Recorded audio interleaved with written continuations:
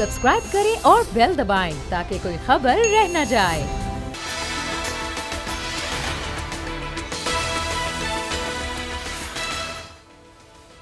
अस्सलाम वालेकुम, मैं हूं फैसल अजीज़ खान। जनूबी अफ्रीका के ख़िलाफ़ पाकिस्तान की T20 क्रिकेट टीम का ऐलान कर दिया और इसमें जो हालिया पाकिस्तान के the best batsman Mohammad Hafeez उन्हें इस टीम में नहीं रखा गया है। और इस वक्त ये सोशल मीडिया की सबसे बड़ी खबर है। मुसलसल जो पाकिस्तान को कामयाबी दिलवाने वाले या सबसे ज़्यादा अच्छी परफॉर्मेंस देने वाले प्लेयर को टीम से बाहर कर दिया है। कल भी मैं इस पर डिस्कस कर रहा था पीसीबी में क्या हो रहा है, उससे पहले भी डिस्कशन चल रहा है पीसीबी कर क्या रहा है। जो बेस्ट परफॉर्मर्स होते हैं आप उनको उठा के बग़ैर किसी वजह के बाहर कर देते हैं। कभी पीसीबी का ये पॉइंट सामने आता है, कभी कोचेस का, कभी हेड कोच का। बहुत ही लोग इसके ऊपर कमेंट कर रहे हैं, इस पर हम बात करेंगे। इसके साथ ही आज 31 जनवरी है। पीडीएम ने बहुत सारे दावे किए थे 31 जनवरी तक ये हो जाएगा। इमरान खान साहब नहीं रहेंगे ओहदे पर, वज़ीर आज़म नहीं रहेंगे, धरने बहुत सारे होंगे, शहरों के अंदर बहुत सारे उन्होंने धरने दिए, जलसे होंगे, आर पार ये वो सब कुछ बहुत सारी बातें। लेकिन फिर सारी पीडीएम का जो गेम है वो टर्न होता चला गया और सेनेट के इंतखाबात के ऊपर सिनेरियो आ गया और चीज़ें उस तरह से बढ़ती रहीं। अब सेनेट के इंतखाबात की तरफ है। अब खबर यह है कि मौलाना फजलुर रहमान साहब सेनेट के इंतखाबात में हिस्सा लेंगे तो उन्हें सीट कौन दे रहा है? पाकिस्तान पीपल्स पार्टी सिंध से मुंतखब करवाएगी या पाकिस्तान पीपल्स पार्टी अगर आगे नहीं बढ़ेगी तो मुस्लिम लीग नून पंजाब से उन्हें मुंतखब करवाएगी। अब ये वाली बातें हो रही हैं। लेकिन इसके साथ साथ पाकिस्तान का सबसे बड़ा शहर कराची, जिसके लिए रंज भी होता है, तकलीफ भी होती है, फिर ढिठाई नज़र आती है। हुकूमत हो वफाक की, हुकूमत हो सिंध की या लोकल गवर्नमेंट की पिछली हुकूमत हो, यहाँ से कचरा नहीं उठाया जाता, सड़कें नहीं बनाई जाती, सूरज का मसला, पानी का मसला, सोल्यूशन की तरफ चीज़ें आती ही नहीं है। जमात इस्लामी मुसलसल धरने दे रही है। कल 50 जगहों पे धरने दिए, आज भी धरने हैं। कराची का मसला आखिर उस तरह से हल क्यों नहीं होता? एक शख्सियत को मैं बार बार सामने लेकर आता हूँ, वो बग़ैर किसी सियासी वाबस्तगी के कराची के लोगों के लिए, वो खाने का मसला हो, वो सड़कों पे गंदगी का मसला हो, वो बेरोज़गारी का मसला हो, वो बीमारी का, सेहत का मसला हो, वो सामने मंजर आम पे आते हैं और सोल्यूशन के साथ और मसला हल। अब ये रोल मॉडल टाइप की शख्सियत है। मैंने दावत आज फिर दी है। ज़फ़र अब्बास साहब जेडीसी के जनरल सेक्रेटरी हैं, मेरे साथ मौजूद हैं। अस्सलाम वालेकुम ज़फ़र भाई। सर, मैं बिल्कुल खैरियत से हूँ। मैं एक चीज़ में उलझता हूँ, बाद में लोग भी बहुत सारे पूछते हैं कि हुकूमत के लिए कचरा उठाना इतना मुश्किल क्यों है, हुकूमत के लिए रोजगार देना इतना मुश्किल क्यों है, हुकूमत के लिए रोजगार बेरोजगार लोगों को खाना खिलाना इतना मुश्किल क्यों है, फंड का मसला, लड़ाई झगड़े, मुसीबतें, मसाइल आप कैसे कर लेते हैं? ये आपने दस्तरखान लगाने का सिलसिला ट्रकों के ऊपर शुरू किया, कामयाबी से आपने कचरा उठाने का सिलसिला शुरू किया, अपने इलाके जहां गए वहां से अपने बड़े बड़े कंटेनर्स लगाए, ये लगाए वो लगाए और कचरा उठा लिया। अस्पताल बनाने की तरफ आए तो अस्पताल बना लिया। जफर भाई, ये फॉर्मूला पाकिस्तानियों को चाहिए, कैसे करते हैं, क्या तरीक़ेकार है? गवर्नमेंट को समझाएं, लोगों को समझाएं, ये सोल्यूशन वाला फॉर्मूला क्या है आपके पास? सर, फार्मूला सिर्फ इतना सा है, जो सामने लोग हैं उनको हम अपना समझना शुरू कर दें, उनको इंसान समझना शुरू कर दें, उनको तीसरे दर्जे का ही शहरी समझना शुरू कर दें। मतलब पहले दर्जे का ना समझे, अपने जैसा ना समझे हुक्मरान, अपने नौकरों जैसा, अपने गुलामों जैसा ना समझे, उससे भी बदतर समझना तो शुरू करें। एक बार समझना शुरू कर दें, इनको समझ में आ जाएगा कि भाई ये जो लोग हैं कराची में रहते हैं, ये मोटरसाइकिलों पे सफर करते हैं, सड़कें नहीं है। कितनी माएँ ऐसी हैं जिनके बच्चे मर गए रोड एक्सीडेंट में बाइक की वजह से। जफर भाई, आप जो मैं बातें कर रहे हैं, हमारे प्रोड्यूसर वो वाली बातें नहीं समझते। वो चलाते हैं इशारे फैसल का फुटेज, चमकती हुई सड़क, रवानी से गाड़ियां आ जा रही हैं। जिस तकलीफ का मैं जिस तकलीफ का आप इजहार कर रहे, टीम नहीं। इशारे फैसल के ऊपर 5 स्टार होटल बने हुए हैं। इशारे फैसल पे गवर्नर हाउस, वजीर आला हाउस मिल जाएगा आपको। एक मिडिल क्लास आदमी जो एक वक्त का खाना छोड़ चुका है, एक लोअर मिडिल क्लास आदमी जो 2 वक्त का खाना छोड़ चुका है, जिनके घरों में फाके हो रहे हैं, जो मुसीबत में।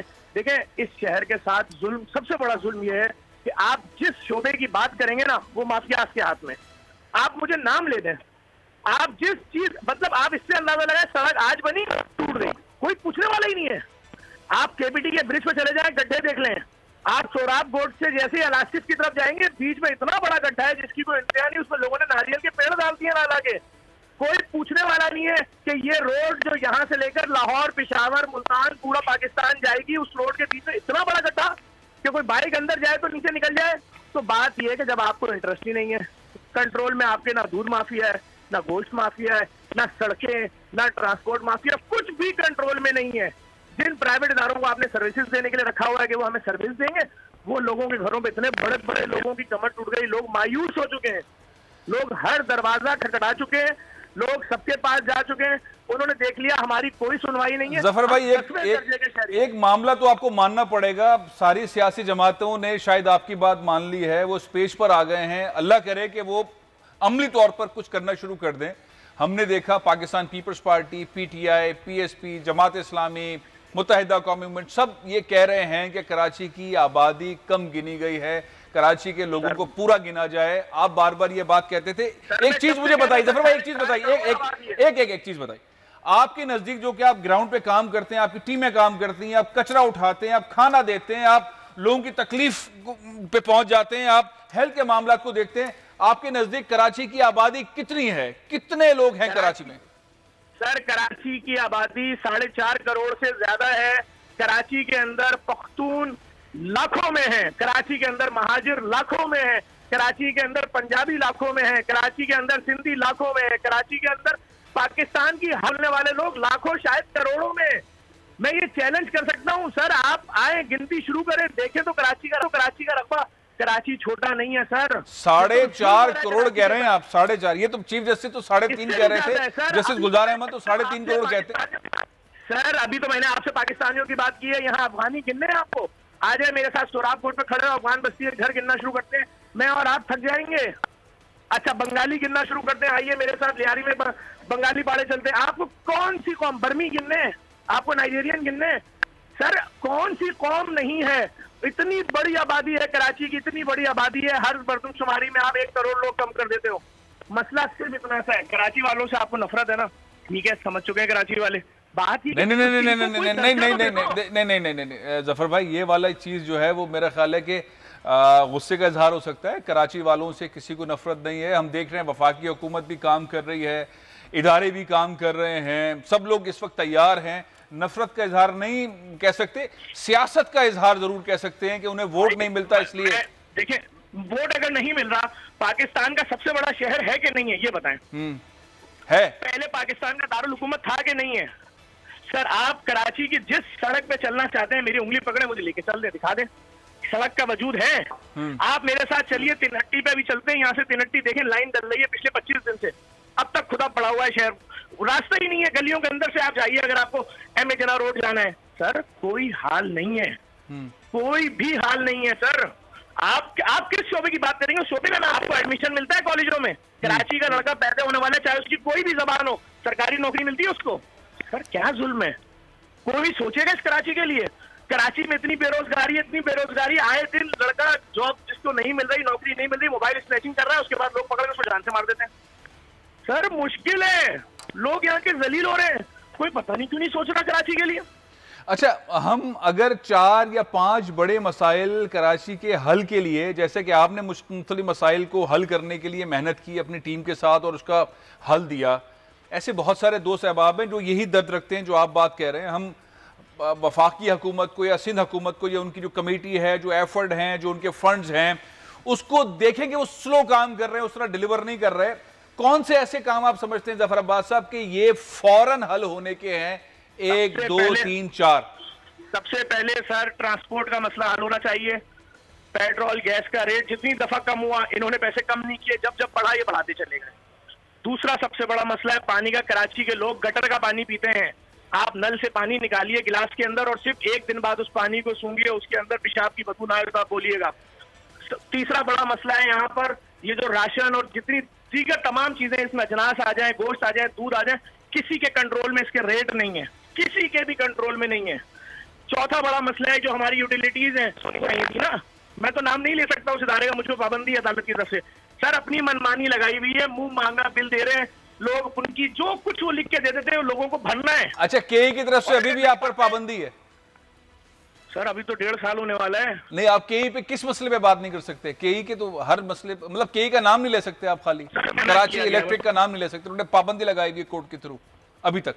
मुझे तो, मैं अदालत का एहतराम करता हूँ, मुझ पर पाबंदी है सर, और अगर मैं कुछ बोलता हूँ तो फिर वो दूसरी पार्टी में कंटेम्प्ट ऑफ कोर्ट और ये सब नोटिस भेजती है। मैं अदालत का एहतराम करता हूँ, उस पर भी जाता हूँ, जब जब बुलाते हैं मैं जाता हूँ। लेकिन सर कराची में आप मुझे बताएं ना, कोई एक चीज भी, मतलब कोई एक चीज भी नहीं है कंट्रोल में। मेरे अपने ऑफिस के सामने वाटर बोर्ड का पानी बह रहा है, वो पानी आपने चार बड़े मसले बताए। मैं इन मसलों को मुकम्मल फोकस करूंगा। मेरी कोशिश होती है जफर अब्बास साहब को सामने लाके उन मसाइल को दिखाया जाए। वो मसाइल लेते हैं, उसका सोल्यूशन लेते हैं और हल कर देते हैं। ऐसे और पाकिस्तानी क्यों नहीं। बहुत बहुत शुक्रिया जफर अब्बास साहब। जो कराची का मसला है उसकी तरफ सारी सियासी जमातें गुफ्तगू कर रही हैं, लेकिन जो मसाइल हैं उसकी शायद सीक्वेंसिंग या स्टेपिंग जो है वो क्लियरिटी के साथ नहीं है। जफर अब्बास अभी कह रहे थे कराची के लोगों के लिए सबसे बड़ा मसला ट्रांसपोर्ट है। ट्रांसपोर्ट के बारे में पीपल्स पार्टी 13 सालों से कई प्लान बनाती रही, बहुत सारे प्लान बताती रही, कई हज़ार बसें लाती रही, लेकिन इत्तेफाक से कोई बस आ नहीं सकी। और जो बसें चल रही थी वो भी बंद हो गई। नेमतुल्लाह खान साहब के दौर के अंदर बसें चलती थी, वो बंद हो गई।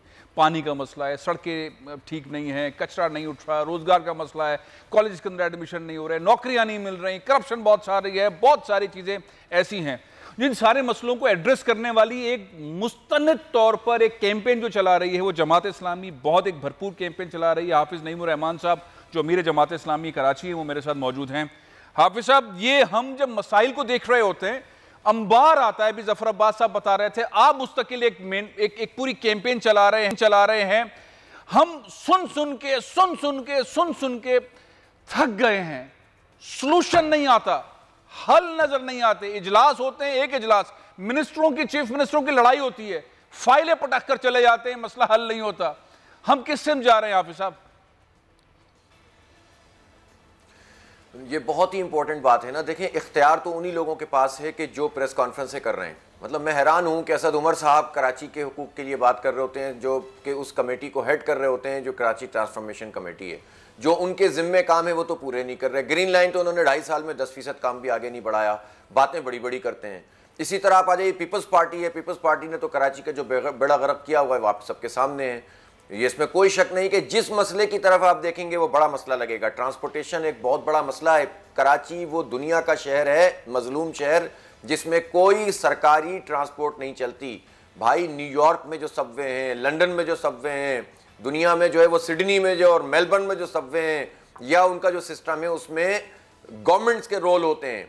और लाहौर में जो मेट्रो चल रही है, ट्रेन भी और बस भी, वो गवर्नमेंट चला रही है। उसके अलावा भी बसें चल रही हैं। लेकिन इस बदकिस्मत शहर ने क्या कसूर किया है कि जो बराह रास्त इनकम टैक्स 41% दे रहा है, पूरा मुल्क 59% दे रहा है। जो 67% रेवेन्यू जनरेट करके दे रहा है, जो 55% जो है वो एक्सपोर्ट कर रहा है मुल्क की, उसके लिए इन्होंने कोई एक ट्रांसपोर्ट नहीं रखी है। और जो नेमतुल्लाह खान ने पब्लिक प्राइवेट पार्टनरशिप के तहत ग्रीन बसें लाए थे, उसके बाद मुस्तफ़ा कमाल के दौर में जो हाल हुआ वो आपके सामने है। कहने का मकसद ये है कि ये पार्टियां जिनके पास इख्तियार है, ये खुद तो हमें देना नहीं चाहते। इनका तो मुकमुका है बल्दियाती इंतखाब डिले कराने पे, वो तो अब सुप्रीम कोर्ट में बात आ रही है तो इन्होंने गुफ्तगू शुरू की है। हमें गिनना इन्होंने नहीं है। मतलब आप ये देखें कि अब ये असद उमर ये तो बताएं ना कि मरदमशुमारी जो आधी खा गए हैं तो दोबारा क्यों नहीं करवाई इन्होंने। हाफिज साहब, एक छोटी सी बात है, जफर अब्बास कह रहे थे कि कराची वाले जो हैं वो 4.5 करोड़ के लगभग है। उन्होंने बंगाली, अफगानी, नाइजेरियन और पता नहीं कौन कौन से ममालिक के और लोग शामिल कर दिए। आपके ख्याल में कराची वाले कितने?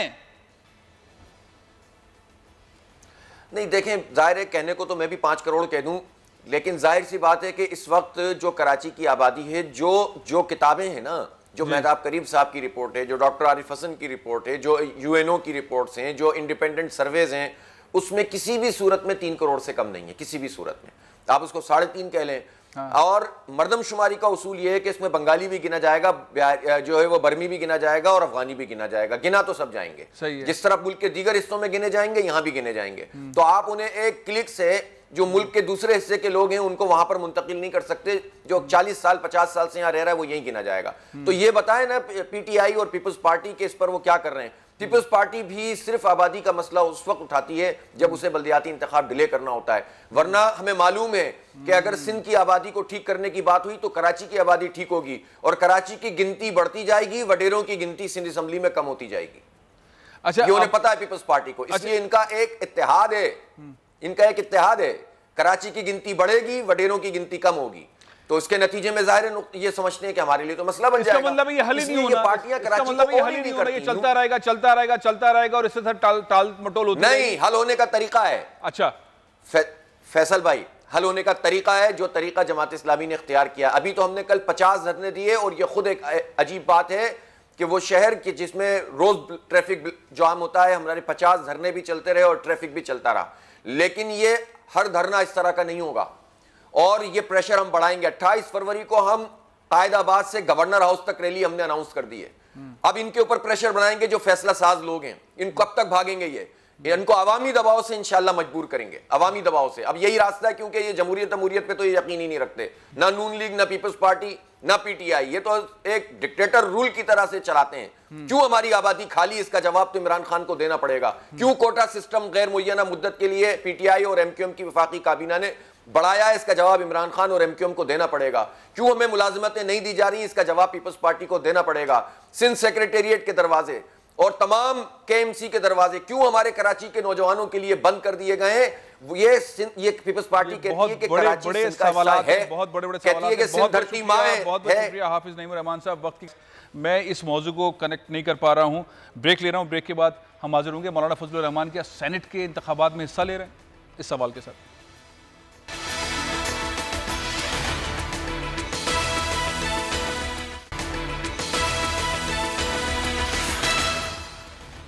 Welcome back. पीडीएम कहाँ पहुंची? 31 जनवरी 2021। बहुत सारे दावे थे, बहुत सारी मेहनत थी, बहुत सारी ऐसी चीज़ें थी, एक इन्वायरमेंट था कि ऐसा लगता था कि इमरान खान साहब नहीं रहेंगे। जो मौलाना फजलुर रहमान साहब कहते थे, बिलावल भुट्टो ज़रदारी साहब कहते थे, मरियम साहिबा कहती थी। स्ट्रगल कहाँ तक पहुँची और स्ट्रगल अब किस सिम जा रही है? सेनेट के इंतखाबात की तरफ जा रही है। क्या मौलाना फजलुर रहमान साहब भी सेनेट का इंतखाब लड़ेंगे या अब क्या मुस्तकबिल होगा पीडीएम का? और पाकिस्तान पीपल्स पार्टी जो बहुत मोहतात अंदाज से अपनी सियासत कर रही है और अपने आप को सेफ कर रही है, पॉलिटिक्स में भी रखकर, डिबेट भी करके, सिंध हुकूमत भी चला रही है, पंजाब में अपने पैर मजबूत कर रही है, और सबसे ज़्यादा इस वक्त फ़ायदे के अंदर अगर पीडीएम के अंदर है तो ओवरऑल अगर सिनेरियो देखेंगे तो पाकिस्तान पीपल्स पार्टी है। मेरे साथ इस वक्त कमर जमान कायरा साहब मौजूद है, बहुत सीनियर रहनुमा है पाकिस्तान पीपल्स पार्टी के। अस्सलाम वालेकुम कायरा साहब। जी वालेकुम अस्सलाम। सियासत में कहते हैं नताइज अगर अच्छे हों तो कामयाबी यही होती है। Pakistan peoples party day one से कंफर्टेबल रही है और इस वक्त भी बहुत कंफर्टेबल है। हम आगे के 3-4 माह के अंदर पीपल्स पार्टी को किस तरफ जाता देख रहे हैं, पीडीएम के साथ या पीडीएम के अलावा? पीडीएम बनाने वाले हम हैं, पीडीएम के फाल साथी हम हैं, पीडीएम के एजेंडा के साथ हैं और इंशाअल्लाह ताला इस हुकूमत का खात्मा करके अगला हमारा सारा कॉपरेशन का दौर हो। Don't worry. अच्छा, तो अब अगर हम 3 महीनों को आगे देख लें, फरवरी, मार्च, अप्रैल, 3 महीनों के अंदर स्ट्रैटेजी क्या हो सकती है? बिलावल साहब ने तो एक पैरामीटर दे दिया कि हम पार्लियामेंट के अंदर करेंगे और वजीर आजम को पार्लियामेंट से फारिग करेंगे। देखिए, बिलावल साहब ने ये नहीं कहा कि सिर्फ पार्लियामेंट के जरिए करेंगे। बिलावल साहब ने कहा कि हमें इनके खिलाफ अदम एतमाद की तहरीक मूव करनी चाहिए। और अगर आप हमारे 26 पॉइंट्स पढ़ें जिसपे वो जो बेसिक डॉक्यूमेंट है पीडीएम का, तो उसमें जलसे हैं, जुलूस हैं, रैलीज हैं, असेंबलियों के अंदर और बाहर दबाव है, उसमें अदम एतमाद की तहरीक है, उसमें केसेस हैं, इनके नैब के पास रेफरेंस फाइल करना है और उनमें जरूरत पड़ने पे ये सारी चीजें उसमें दर्ज है। सो हमने कोई नई बात नहीं कही, कोई आउट ऑफ बुक बात करके नहीं की। हमने सेनेट के इलेक्शन के अंदर भी पीपल्स पार्टी ने, हमारे दोस्तों कह रहे थे कि जी हमें सेनेट का इलेक्शन ब्लॉक करना चाहिए, हमने उस वक्त भी कह रहे थे कि ये ब्लॉक नहीं हो पाएगा। सही। और सीसी करके जब पीडीएम की जमातों को अपना लीगल और अपना जो पॉलिटिकल एनालिसिस था वो दिया, तो उसके नतीजे में हमारे सारे दोस्त इस पर राजी हुए कि वो इलेक्शन, बिल्कुल उन्होंने पीपल्स पार्टी की इस बात की तारीफ की कि पीपल्स पार्टी का ज्यादा इसमें हमें हिस्सा लेना चाहिए। बोले अच्छा, ले रहे हैं, हम इस बात पे भी उनको कायल करने की कोशिश करेंगे जी। और this is one of the options हमें तवक्को है कि हम इसमें कामयाब हो जाएंगे। आप जरा गौर तो करें, हमने अभी सिर्फ अदम एतमाद का नाम लिया है तो एमपीए याद आ गई सीएम साहब को। वो जो डेवलपमेंट फंड को हराम समझते थे, अब वो अचानक हलाल हो गए हैं। एमएनएस को भी मुलाकातें शुरू हो गई, ग्रुप भी सामने आने शुरू हो गए। परवेज खट्टर साहब जैसा सीनियर बंदा तो है, वो भी अपनी नाराजगी का इजहार कर रहे हैं। ये तो हो रहा है। अच्छा कायरा साहब ये बताएं, ये तो आपने गर्मा गर्मी कर दी है, एक्टिव भी कर दिया, दूसरी तीसरी बार एक्टिव कर दिया इमरान खान साहब को, लेकिन ये जो आपके पीडीएम के सरबराह हैं मौलाना फजलुर रहमान साहब, क्या इनको पार्लियामेंट में ला रहे हैं सिंध से या पंजाब से, सेनेट के इंतखाबात में हिस्सा ले रहे हैं, ये बातें चल रही हैं, सच्चाई है क्या इसमें? मौलाना फजलुर रहमान साहब सेनेट के इंतखाब में हिस्सा ले रहे हैं एज पीडीएम के सरबराह, उनकी जमात हिस्सा ले रही है। वो खुद आएंगे कि नहीं आएंगे ये मुझे नहीं पता, ये मेरे इल्म में नहीं है उनका क्या फैसला है, लेकिन उनकी जमात हिस्सा ले रही है, बिल्कुल ले रही है। अच्छा अगर वो कैंडिडेट बनते हैं, क्योंकि उनके पास इतने वोट नहीं है, पीपल्स पार्टी उन्हें वोट देगी सिंध से बना सकती है, ऐसी तजवीज कोई डिस्कस हुई है? जाहिर है आप लोग तो फैसला करते हैं सब लोग बैठकर, लेकिन कहीं डिस्कशन हो रहा है? मुझे नहीं पता, मेरे लेवल पे तो इस बात का कोई मुझे इल्म नहीं है, लिहाजा इस पर कामक टोइयां मारने से बेहतर है मैं आपको सच बता दूं। ये अगर फैसला होगा भी तो किसी डिस्कशन में होगा, कभी किसी मीटिंग में, तो अभी ऐसी कोई बात, कोई तजवीज आई नहीं। बहुत बहुत शुक्रिया कायरा साहब, बहुत बहुत शुक्रिया। टर्न सकती है सियासत अगर मौलाना फजलुर रहमान साहब सेनेट का इंतखाबात में जो इस तरह की बातें चल रही हैं, मैं ऐसी बात नहीं कर रहा, कहीं पर ये बहुत संजीदा डिस्कशन हुई है और बड़े मुस्कुराहट के साथ आपने सुना पाकिस्तान पीपल्स पार्टी के सीनियर तरीन रहनुमा कायरा साहब की गुफ्तगू। अब अगर ये गेम उस साइड पे चला जाता है तो सिनेरियो फिर पीडीएम का बिल्कुल ही ख़त्म हो सकता है, वैसे भी बहुत कमज़ोर है। अब एक बहुत बड़ा मामला पाकिस्तान क्रिकेट टीम, मैं बार बार कोशिश करता हूँ, पाकिस्तानी बहुत जुड़े हुए हैं इस सारे मामले से। आज T20 टीम का ऐलान हुआ है और मोहम्मद हफीज़ जो कि मुसलसल बेस्ट परफॉर्म करते रहे हैं, उन्हें टीम में नहीं रखा, और भी प्लेयर्स टीम में नहीं हैं, लेकिन मोहम्मद हफीज़ का नाम ना देखकर मुझे बहुत हुआ कि शादाब खान भी नहीं है, फ़खर जमान भी नहीं, लेकिन मोहम्मद हफीज़ नहीं है। ये बड़ा अजीब सा मामला है। मिर्ज़ा इकबाल बेग साहब मेरे साथ मौजूद है, बहुत ही सीनियर कमेंटेटर भी हैं, सहाफ़ी भी हैं, तर्जुमा निगार भी हैं। बेग साहब अस्सलाम वालेकुम एक बार फिर। बेग साहब आपको आवाज़ आ रही है? अब असल में मामला ये है कि ये एक ट्वीट है, ये इस ट्वीट का मतलब क्या है? पाकिस्तान क्रिकेट टीम T20 की उसका ऐलान हो गया। ये टीम जो है वो आपके सामने है, जिसके अंदर नाम बाबर आजम साहब कप्तान हैं, दानिश अजीज़ साहब, अली आसिफ अली, आमिर यामीन, अहमद बट, मोहम्मद नवाज़, हसन अली, जाहिद महमूद, इनको टीम में शामिल किया गया है। मोहम्मद हफीज़ इसमें नहीं है और उन्होंने जो ट्वीट किया वो आपके सामने है। मिर्ज़ा इकबाल से बेग साहब मेरे साथ मौजूद है। बेग साहब अस्सलाम वालेकुम। बेग साहब आपको आवाज़ आ रही है? मैं एक बार फिर आपको मैं चाहता हूं कि आप बताएं कि अगर हम कोई टीम बनाते हैं और उसमें विनर्स नहीं रखते हैं तो फिर क्या होता है? हम मोहम्मद हफीज़ को किस बुनियाद पे इस टीम से बाहर रख रहे हैं?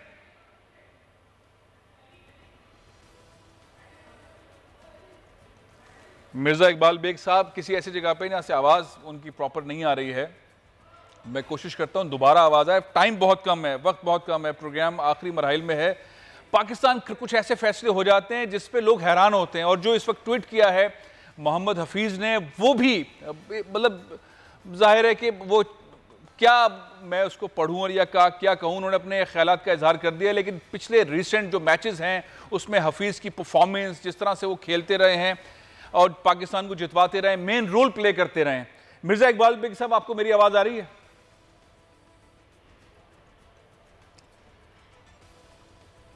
मिर्ज़ा इकबाल बेग साहब से दोबारा बात करते हैं। पॉइंट ये है कि जब हम पीसीबी के अंदर इतनी बड़ी बड़ी तब्दीलियां लेकर आते हैं, हम इंटरनेशनल क्रिकेट की तरफ जाते हैं, हम टीम की सिलेक्शन की तरफ जाते हैं, लोकली पाकिस्तान क्रिकेट के स्ट्रक्चर को देखते हैं, पीसीबी के स्ट्रक्चर को देखते हैं, तो बहुत सारे सवाल खड़े होते हैं और बड़े बड़े सुपरस्टार्स इस वक्त क्वेश्चन मार्क कर रहे हैं कि पीसीबी कैसे काम कर रहा है। चेयरमैन एहसान मानी साहब की परफॉर्मेंस के ऊपर बात उठती है, पीसीबी के जो सीईओ हैं वसीम खान साहब, उनके ऊपर आवाज़ उठती है कि कहाँ से आके उनको बिठा दिया गया, जो टीम की परफॉर्मेंस है उसके ऊपर बात उठती है, सिलेक्शन पे बात उठती है, बड़े बड़े प्लेयर्स की रिटायरमेंट किस तरह से होती है उस पर बात उठती है। बेग साहब, मोहम्मद हफीज़ टीम में क्यों नहीं है? देखिए, बुनियादी वजह ये है कि पाकिस्तान क्रिकेट बोर्ड का ये तीसरा शिकार है फैसल, जिन्होंने वजीर आजम पाकिस्तान से मुलाकात करके डोमेस्टिक क्रिकेट में इदारों की बहाली के हवाले से बात की थी। उनमें से 2 अफराद को तो साइडलाइन लगा दिया गया, अजहर अली कप्तानी से हट गए और मिसबाहुल्लाह को जो है वो हेड कोच तक रखा गया, चीफ सिलेक्टर के उहदे से हटा दिया गया। अब बारी थी हफीज की। हफीज और पाकिस्तान क्रिकेट बोर्ड के दरमियान काफी अरसे से सर्द जारी थी। अगरचे हफीज ने बोर्ड को कहा कि वो 3 फरवरी को ज्वाइन कर लेंगे, कि आप 6 फरवरी को आए, और हफीज के लिए बोर्ड मौका तलाश कर रहा था फैसल। अच्छा। और वो मौका उन्हें मिल गया।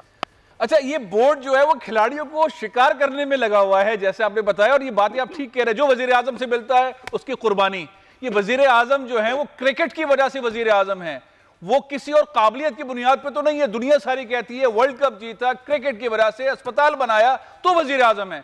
वो क्रिकेट की बलि चढ़ा रहे हैं, जो उनसे मिलता है वो क्रिकेट से फारिग। यही तो अफसोस है कि एक ऐसे मुल्क का वजीर आजम जो खुद क्रिकेटर रहा है, उसके दौर में इस तरह के इकदाम किए जा रहे हैं। खिलाड़ी जो है बड़े मायूस है फैसल। आप देखें डोमेस्टिक सीजन में खुर्रम मंजूर ने इतनी अच्छी कारकर्दगी दिखाई, उसको नहीं रखा गया 20 खिलाड़ियों में, और प्रेशर था, वरना मून खान के बेटे आजम खान को ये रखने जा रहे थे, लेकिन उसकी फिटनेस पर क्वेश्चन मार्क था। उसी की वजह से उन्होंने शर्जील खान को भी नहीं रखा कि उसकी फिटनेस पे भी क्वेश्चन मार्क है। बेग साहब, मैं एक सवाल आपसे पूछ लूं, एक मिनट बाकी, एक सवाल पूछ लूं।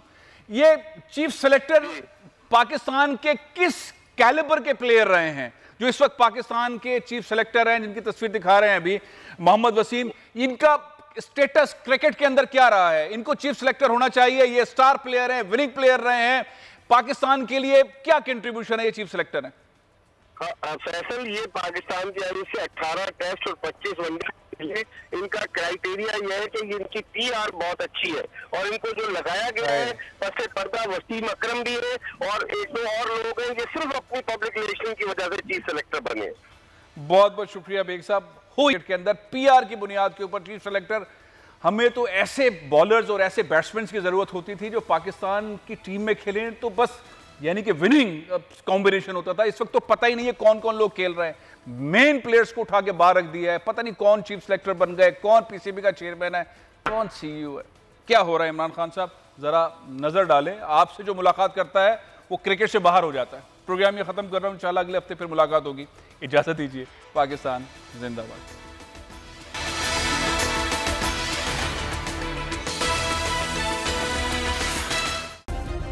सब्सक्राइब करें और बेल दबाएं ताकि कोई खबर रह न जाए।